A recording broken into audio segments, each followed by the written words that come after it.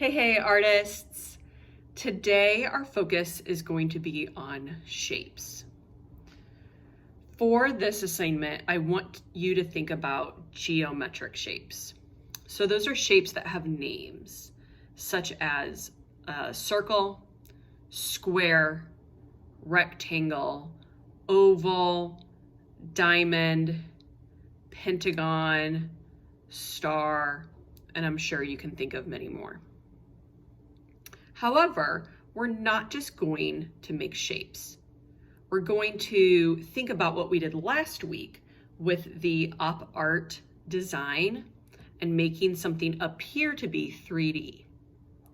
We're going to draw these shapes and then add some action lines around them so they look like they are actually coming off the page. This is really fun to do. However, you do need to follow directions, making the lines so they actually do look three-dimensional. You do not have to use a ruler for this project, but I suggest finding a ruler or a straight edge. It could just be an extra piece of paper, the edge of a box of markers, a book, if you have trouble making straight lines. If you can draw straight lines without these things, do not worry about it. When you are finished with your assignment today, your art might look something like this. Let's go ahead and get started. In order to get started today, I'm going to use my pencil. I'm doing this just in case I make a mistake and need to use my eraser. I'm going to start by putting a dot right in the middle of my paper. In a moment, all of the lines, the movement lines coming off of my shapes will all go towards this dot. I'm going to start up here at the top and draw a triangle. Now, you don't want the shapes to be too big, but you don't want them tiny either because we're going to color inside of them. I'm going to draw a cross and then two diagonals. Diagonal, diagonal, just like this. Now, I'm going to take my ruler or whatever straight edge you can find. It could be the side of a box of markers, another piece of paper. I'm going to take my ruler and I'm going to put my pencil right at the corner here. I'm going to line up my ruler with this dot and draw a line, just like that. I'm going to do it here as well. I'm going to put my pencil here and then draw a line straight to the dot. So I'm going from the corner of the triangle to the dot. I'm going to go to this corner now and go straight to the dot, just like that. Now I'm going to do the same thing with a square. I'm going to draw my square over here in this corner.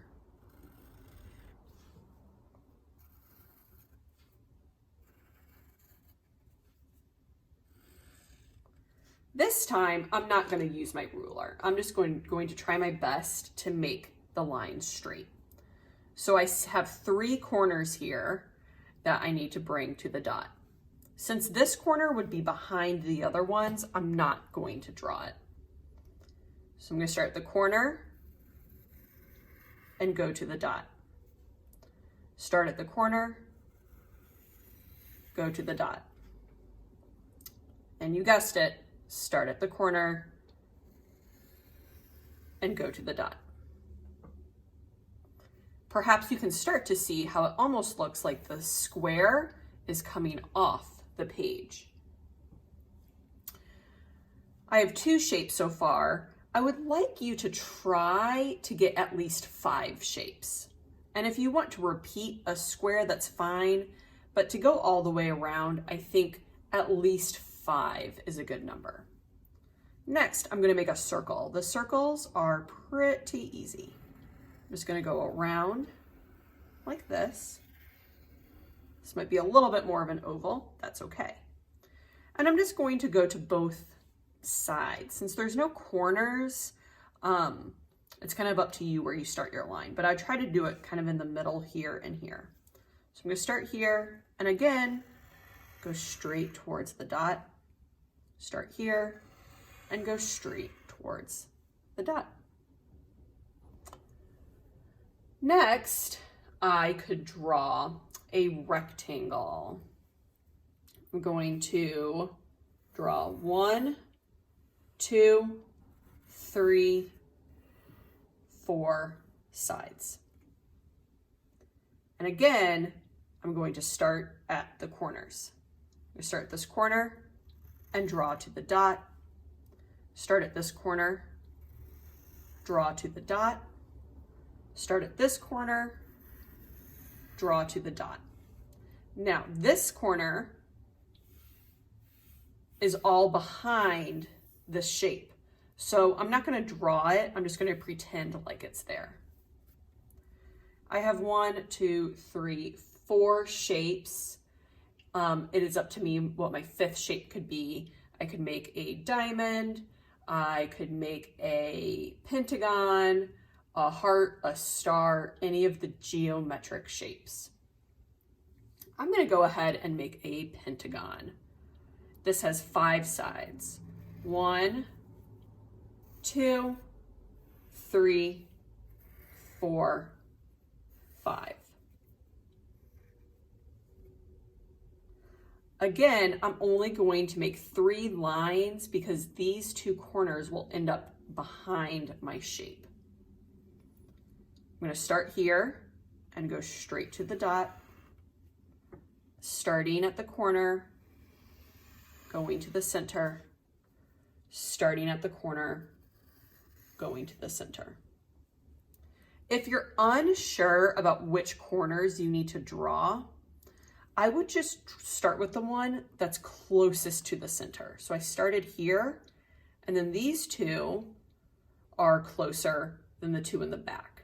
So it's really the 2 back here, like this one over here, that's the furthest away, that I'm not going to end up drawing. Now that I've drawn 5 different shapes going to the center of my page, you can outline with a Sharpie or a marker to help this stand out. I'm going to go ahead and do that now.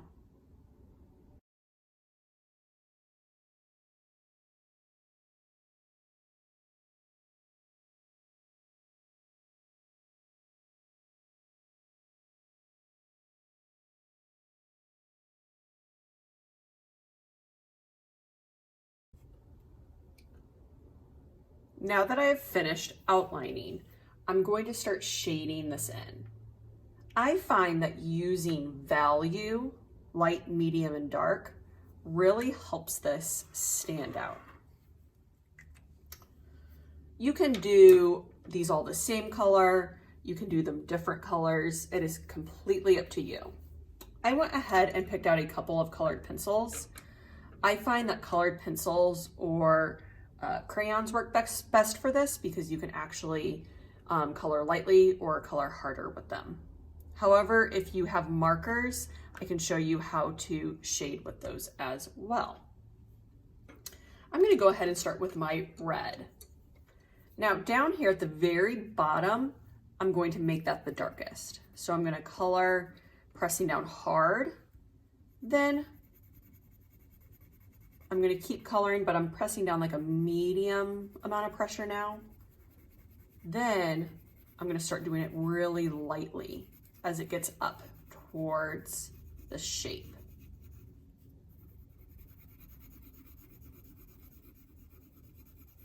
Just like that.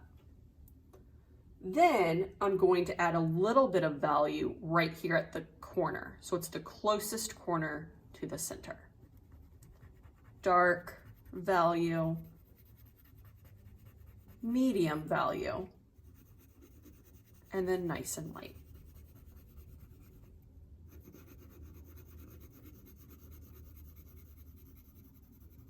Just like that.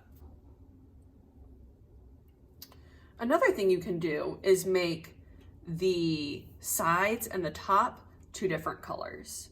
For example, I could shade the bottom of the pentagon with red, going dark, medium, then light.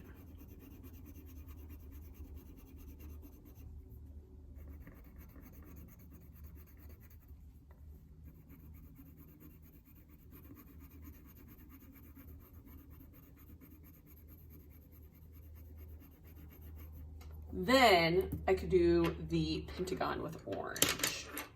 This just creates a little bit of contrast. Contrast in art is when 2 things are different or opposite.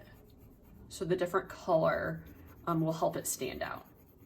If I'm really, really wanting to do opposite, obviously I would do green because that is the complementary color opposite on the color wheel. Remember to color neatly back and forth or move your pencil or crayon in little circles.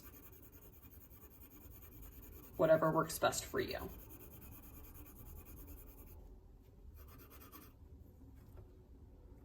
Now, if you do not have colored pencils at home, that is okay.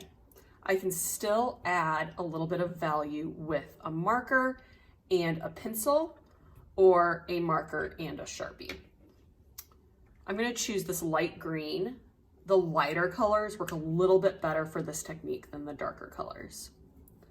So I'm going to go ahead and color this green.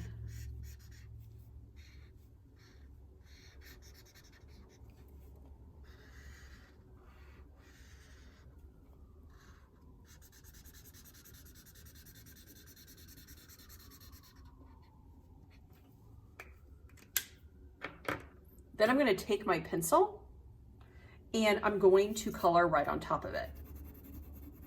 So I'm going to add that little shadow at the bottom just by coloring with my pencil on top of the marker.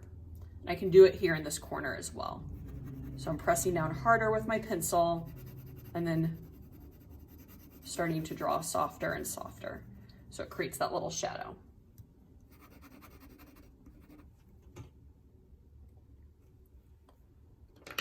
Or, to give you at least one more option, if you want to color with marker first,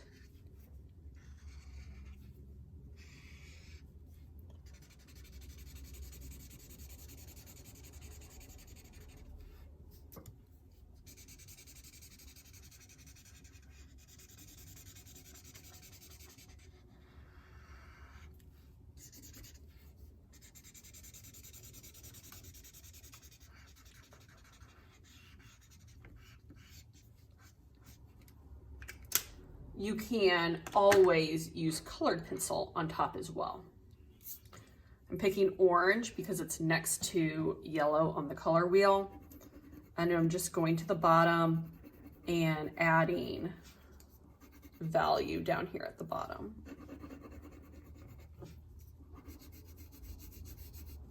Kind of bringing it up the sides as well, just like that.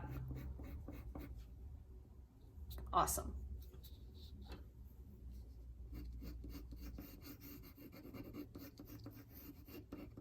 Now, if you're still with me and you want one more suggestion, I know I've given you a lot, I like blending the colored pencils.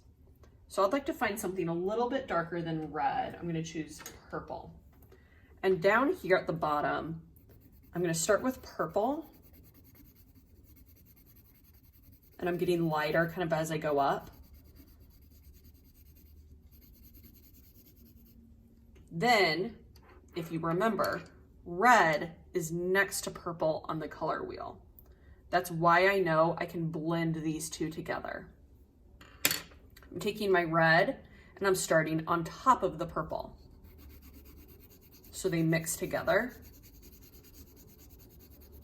I'm pressing down harder with the red at the bottom, and then it's getting lighter as I go up. I'll do the same thing over here, pressing down hard, medium, light. But I'm not done yet. Red is then next to orange on the color wheel. So I'm using orange last, starting on top of my red and blending in that orange.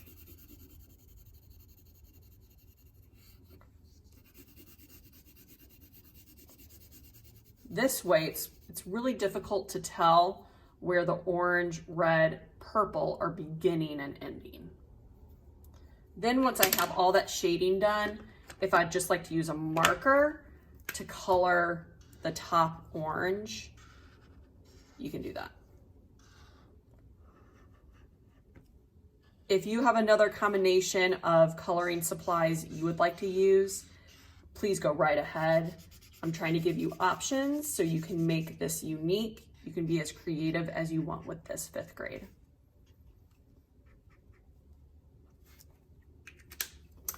I hope you have a lot of fun with your 3-dimensional shapes. I'll see you next time.